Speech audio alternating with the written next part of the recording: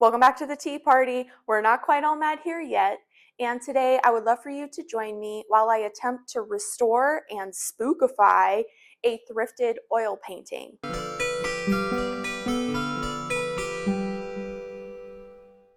This was inspired by a party that I hosted with some friends to spookify artwork. Initially, I set out to find a canvas print, so I ended up purchasing an oil painting. I know that folks maybe have thoughts and feelings and opinions about this. This was something that supposedly was in someone's second home, but when it got to me, I felt like the damage was much more extensive than was put in the original listing. I wanted to try to restore it as much as I could. There were a lot of cracks in it, so I used some acrylic gesso to cover that up. And then the artist and creative in me just wanted to make the attempt to restore it as much as I could before attempting to spookify it, just to see how close I could get to what it used to look like. So you'll see me going through that process, and then once I get it to where I'm happy with the level of restoration, I will add my spooky components. If you'd like to see more of this type of content, or if you have ideas for other types of content you'd like to see on this channel, please leave me a comment below. And of course, if you like the video, give it a thumbs up, and I would love for you to subscribe. Let's go ahead and get to the meat and potatoes.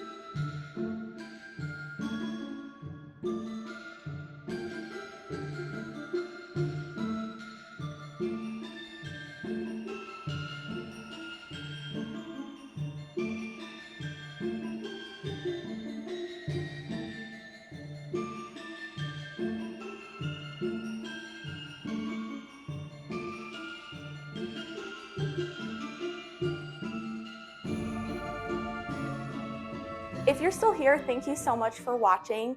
And if you're interested in more DIY content, conscious consumerism content, or just some fantasy geek millennial lady and her cat, go ahead and subscribe. I upload videos most Fridays, and I'll see all of you ethereal little dumplings again real soon. Bye!